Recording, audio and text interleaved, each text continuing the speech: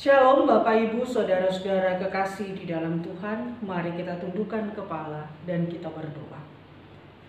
Kami mengucap syukur pada hari ini karena anugerah dan pertolongan Tuhan. Engkau izinkan kami memasuki Sabat-Mu di minggu terakhir dalam bulan Januari. Kami akan sama-sama kembali untuk belajar kebenaran firman Tuhan. Mari Engkau memberkati kami. Allah Roh Kudus menuntun kami sehingga kami mengerti paham tentang kebenaran firman-Mu dan firman itu menjadi kekuatan di dalam kehidupan kami. Terima kasih Bapa, di dalam nama Tuhan Yesus kami sambut firman Tuhan pagi hari ini. Amin.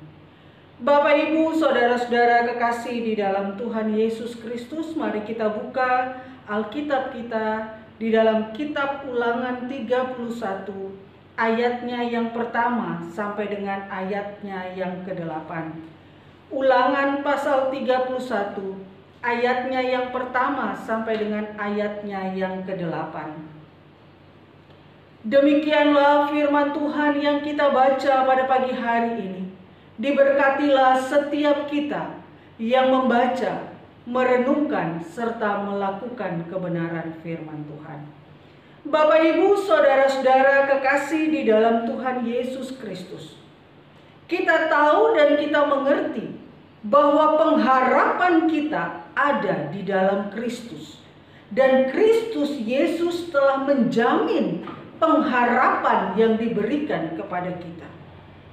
Akan tetapi dalam perjalanan hidup yang kita hadapi, tidak jarang kita seperti orang-orang yang kehilangan pengharapan ketika pergumulan dan masalah menghampiri kita. Ketika pergumulan dan masalah datang menghampiri kehidupan kita, kita lebih besar merasakan ketakutan, kekhawatiran, dan kita melupakan penyertaan Tuhan di dalam hidup kita. Kita melupakan kehadiran Tuhan di dalam hidup kita. Karena kita lebih cenderung merasa takut ketika melihat masalah. Kita lebih besar rasa khawatirnya daripada kita memikirkan pengharapan ataupun tuntunan Tuhan dalam hidup kita. Bapak Ibu, Saudara-saudara kekasih di dalam Tuhan, hal yang sama kita temui di dalam pembacaan kita. Bangsa Israel juga menghadapi ketakutan ketika mereka mendengar bahwa Musa akan mengakhiri tugasnya, tidak lagi akan mendampingi bangsa Israel untuk masuk ke tanah perjanjian. Kita dapat melihatnya di ayatnya yang kedua.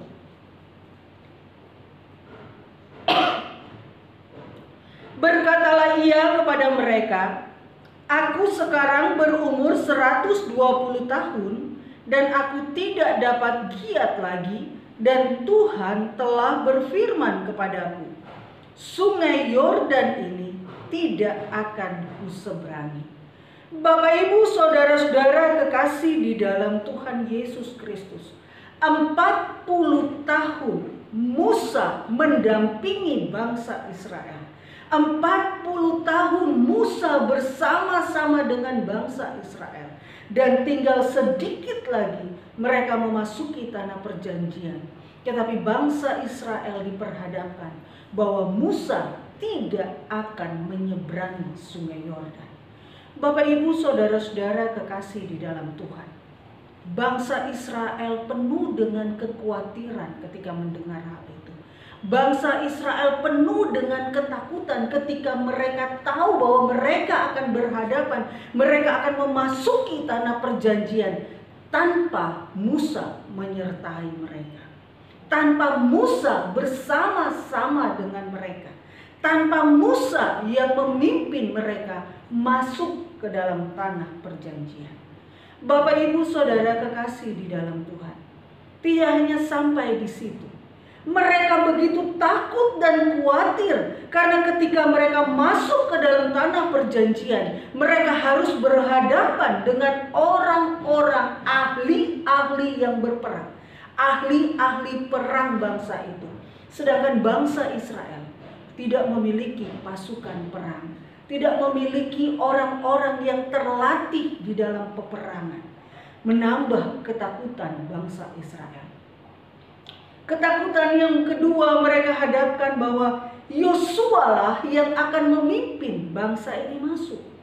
Meskipun Yosua memiliki pengalaman pernah mengalahkan bangsa Amalek dalam Keluaran pasal 17 ayat 8 sampai 6. Tapi saat itu, saat dimana tongkat estafet diberikan kepada Yosua, Yosua bukan lagi orang muda seperti di dalam Keluaran 17. Ada ketakutan, ada kekhawatiran, mampukah Yosua memimpin bangsa Israel dan mampukah Yosua menaklukkan bangsa-bangsa Kanaan? Bapak, Ibu, saudara-saudara kekasih di dalam Tuhan Yesus Kristus, di tengah ketakutan dan kepanikan serta kekhawatiran yang diperhadapkan kepada bangsa Israel, Musa memberikan nasihat kepada mereka. Mari kita melihat hal yang pertama. Nah, Musa menasehati bangsa Israel bahwa Tuhan yang akan memimpin mereka. Musa mau katakan kepada bangsa Israel, Musa mau memastikan kepada bangsa Israel hal yang pertama, bahwa Tuhanlah yang menuntun mereka. Mari kita melihat ayatnya yang ketiga sampai dengan ayatnya yang kelima. Tuhan Allahmu, dialah yang akan menyeberang di depanmu, dialah yang akan memunahkan bangsa-bangsa itu dari hadapanmu, sehingga engkau dapat memiliki negeri mereka. Yosua, dialah yang akan menyeberang di depanmu, seperti yang difirmankan Tuhan. Dan Tuhan akan melakukan terhadap mereka seperti yang dilakukannya terhadap Sihon dan Og, raja-raja orang Amori yang telah dipunahkannya itu, dan terhadap negeri mereka.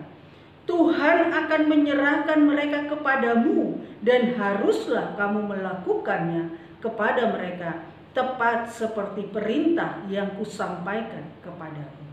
Bapak, Ibu, saudara-saudara kekasih di dalam Tuhan, nasihat Musa yang pertama kepada bangsa Israel dan Yosua. Musa mengingatkan bangsa Israel dan Yosua bahwa Allah mereka lah, Allah di dalam Kristus Yesus, dialah yang akan berjalan di depanmu. Ayatnya yang ketiga, Tuhan Allahmu, dialah yang akan menyeberang di depanmu. Artinya bahwa Allah yang akan tetap memimpin bangsa Israel melalui Yosua.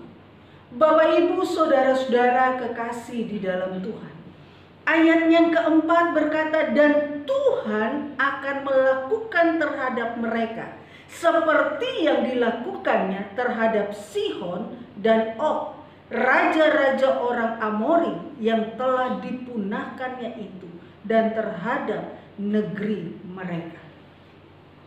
Tuhan memimpin bangsa Israel, Tuhan berjalan di depan, dan Tuhan akan melakukan hal yang sama yang telah dikerjakan oleh Allah ketika berhadapan dengan Sihon dan Og, musuh-musuh Israel dalam perjalanan mereka.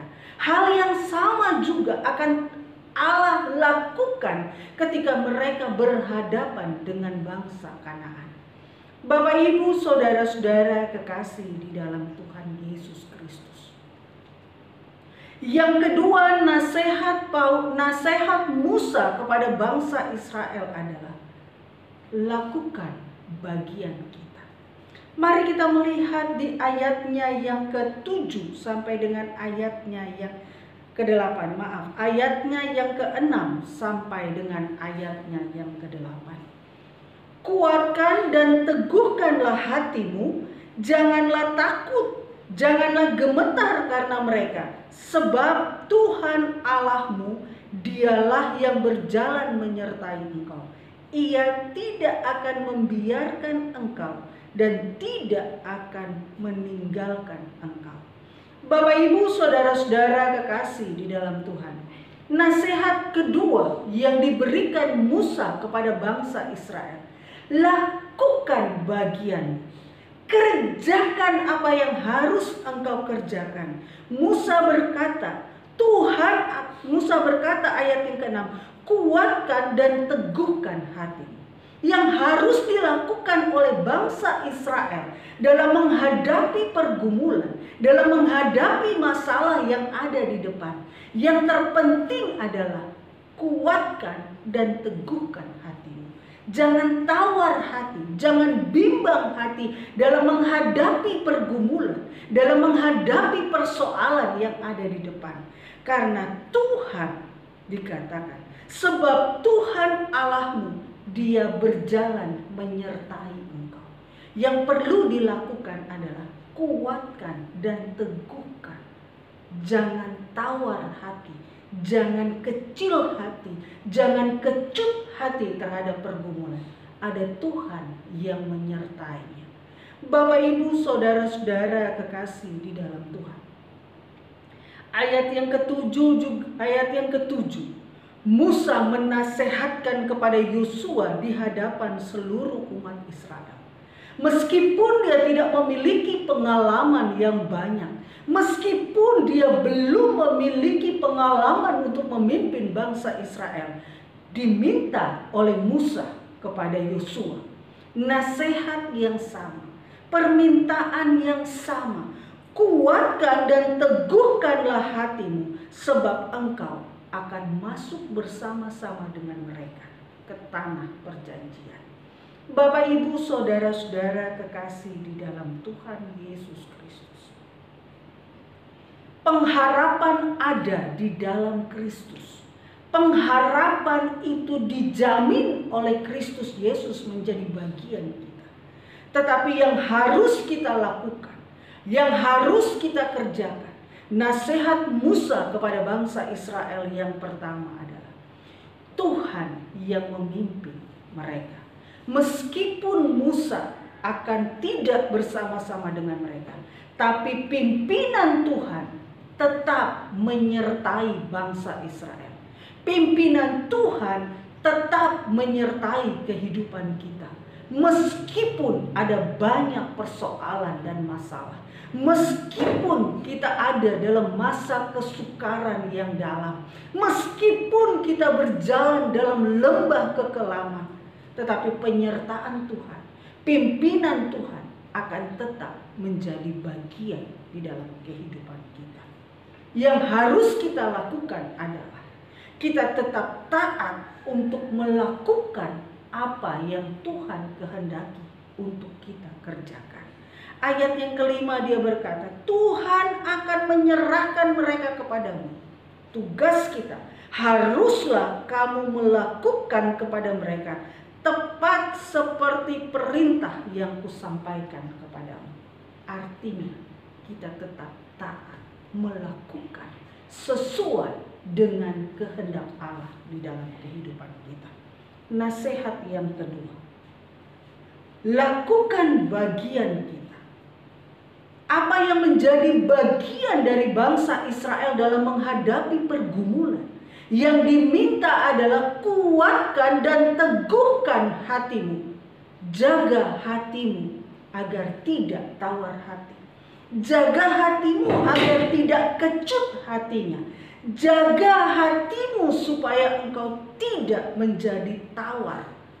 Bapak, Ibu, saudara-saudara kekasih di dalam Tuhan, yang Allah kehendaki untuk kita lakukan, kuat, teguh, dan tetap mengerjakan menjadi bagian kita. Karena penyertaan Tuhan itu selalu ada bagi kita. Ayatnya yang ke-8, sebab Tuhan, Dia sendiri berjalan di depanmu, Dia sendiri menyertai engkau, Dia tidak akan membiarkan engkau dan tidak akan meninggalkan engkau. Janganlah takut dan janganlah patah hati. Demikianlah firman Tuhan bagi kita pada hari ini. Bagaimanapun situasi kita, bagaimanapun masalah yang kita hadapi, bagaimanapun beratnya pergumulan hidup kita hari-hari ini, nasihat firman Tuhan bagi kita, Tuhan tetap menjadi pemimpin kita. Ketika kita menengadahkan mata kita kepada Allah, Dia lebih besar daripada pergumulan yang kita hadapi. Yang harus kita kerjakan, lakukan bagian kita dengan penuh ketaatan. Jaga hati kita supaya tidak menjadi tawar, tetapi tetap kuat dan teguh di dalam Kristus. Tuhan Yesus memberkati. Mari kita tundukkan kepala dan kita berdoa. Kembali kami mengucap syukur buat kebenaran firman Tuhan pada pagi hari ini. Terima kasih buat anugerah Tuhan, sehingga kami mampu melewati waktu demi waktu dengan pertolongan-Mu. Dan terima kasih buat nasihat firman Tuhan yang kembali meneguhkan kami. Betapa beratnya pergumulan kami sekalipun, betapa besarnya permasalahan yang diperhadapkan kami sekalipun, Allah di dalam Kristus tidak akan pernah meninggalkan kami. Allah di dalam Kristus yang akan selalu memimpin dan menyertai kami, dan tidak akan dibiarkannya kami seorang diri. Terima kasih Bapa, dan tolong kami semua dengan pertolongan Roh-Mu yang kudus. Engkau mengukuhkan, Engkau menguatkan, Engkau meneguhkan lewat kebenaran firman Tuhan, agar kami tidak menjadi patah hati dalam menghadapi masalah, agar kami tidak menjadi kecut hati dalam menghadapi pergumulan, tetapi biarlah kami tetap kuat, tetap percaya, tetap teguh bahwa Allah menyertai kehidupan kami. Terima kasih buat kebenaran firman Tuhan pada hari ini. Hamba berdoa buat setiap umat Tuhan, buat setiap jemaat Tuhan. Terus Tuhan berkati kehidupan mereka. Kuatkan dan teguhkan iman percaya mereka lewat perenungan-perenungan firman Tuhan yang mereka baca. Kiranya iman mereka terus bertambah-tambah di dalam Engkau, sehingga kesukaran, kesulitan tidak menjadi hambatan untuk mereka tetap menaruh pengharapan di hadapan Engkau. Bahkan hambatan dan pergumulan semakin mendekatkan mereka untuk selalu mengandalkan Tuhan di dalam hidup mereka. Anugerahkan setiap jemaat-Mu kesehatan. Anugerahkan setiap umat-Mu, jemaat-Mu kecukupan berkat makan dan minum. Anugerahkan mereka imun tubuh yang baik. Diberkati segala olahan tangan mereka, segala usaha yang mereka kerjakan Engkau berkati. Bahkan kami dimampukan melewati masa-masa pandemi ini. Terima kasih Bapa, yang sakit Engkau pulihkan, yang susah hatinya Tuhan hiburkan atas mereka. Allah menyertai hidup mereka. Terima kasih Bapa. Bapak Ibu, saudara-saudara kekasih di dalam Tuhan, firman telah disampaikan kepadamu pada hari ini. Kuat dan teguhkanlah imanmu. Yakinilah bahwa penyertaan Tuhan akan selalu ada bersama-sama dengan engkau. Saya mengundang Bapak Ibu bangkit berdiri. Arahkanlah hatimu dan terimalah berkat-Nya. Tuhan memberkati engkau dan melindungi engkau. Tuhan menyinari engkau dengan wajah-Nya dan memberi engkau kasih karunia. Tuhan menghadapkan wajah-Nya kepadamu dan memberi engkau damai sejahtera dari saat ini sampai selama-lamanya. Amin.